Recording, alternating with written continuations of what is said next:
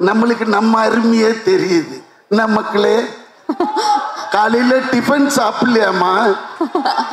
சவுண்டே காணுமே சார். நீங்க வந்தோடனே எல்லாம் வேற லெவல்ல சிங்கரா இன்னைக்கு நீங்க இங்க லான்ச் ஆயிருக்கீங்க சார். இன்னையில இருந்து நீங்க ஆசைப்பட்டது. உங்க பேர் என்ன? தியா. தியா சார். தியா. தியா பரப்பிங்க. பிரதர்ன்றது ஒரு குடும்பம், குடும்பத்துல இருக்கிற கதை. இப்பெல்லாம் குடும்பம் குடும்பம்ன்ற நானே என் ஒய்ஃபு நானே சின்னதாக தான் இருக்கு.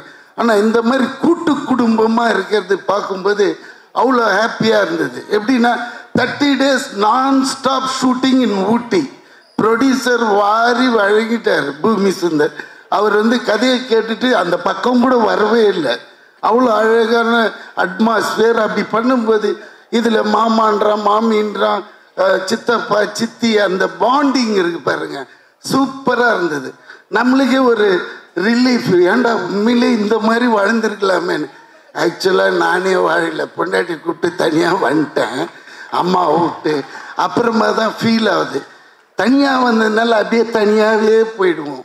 ஆனால் பாண்டிங்காக ஒரு குடும்பத்தோடு இருந்தோன்னு வச்சுக்கோங்களேன், சின்ன சின்ன சண்டை கிண்டை எல்லாம் வரும். ஆனால் அவங்களுக்கு மரியாதை கொடுக்கணும், இவங்க தப்பாக நினச்சிக்குவாங்க அப்படின்ட்டு அட்ஜஸ்ட்மெண்ட் ஆகிடும்.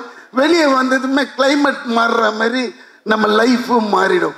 ஓ, நம்ம பண்ணதே தப்பு தான்ட்டு போய் தப்பு பண்ணிடும். இப்போ தனியாக இருந்தால் என்ன ஆகும்னா, செவுத்துலேயோ இல்லை கண்ணாடியிலையோ போய் தான் இடிச்சிக்கணும் நம்ம தப்புன்ட்டு. அது மாதிரி குடும்பமாக வாழணும்னு ரொம்ப ஆசை.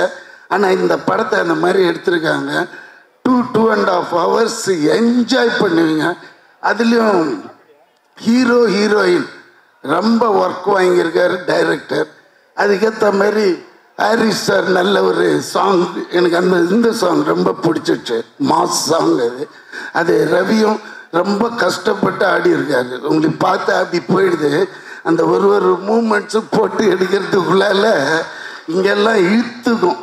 ஏன்னா நம்ம தான் பார்த்து சார் அந்த ஸ்டெப் ட்ரை பண்ணீங்களா சார்? நீங்க மக்காமிஷி ஸ்டெப் ட்ரை பண்ணிருக்கீங்களா சார்? நீங்க மக்காமிஷி ஸ்டெப் பாதி நான் தான் சொல்லி கொடுத்தேன்.